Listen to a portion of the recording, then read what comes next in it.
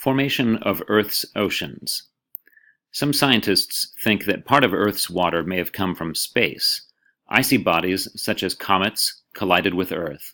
Water from these bodies then became part of Earth's atmosphere. As Earth cooled, water vapor condensed to form rain. This liquid water collected on the surface to form the first oceans. The first ocean was probably made of fresh water. Over millions of years, rainwater fell to Earth and ran over the land, through rivers, and into the ocean. The rainwater dissolved some of the rocks on land and carried those dissolved solids into the oceans. As more dissolved solids were carried to the oceans, the concentration of certain chemicals in the oceans increased. As the water cycled back into the atmosphere through evaporation, some of these chemicals combined to form salts. Over millions of years, water has cycled between the oceans and the atmosphere.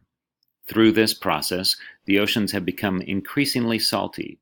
Where shallow ocean water has evaporated completely, the salt precipitates and is left behind. This salt may be harvested for human use.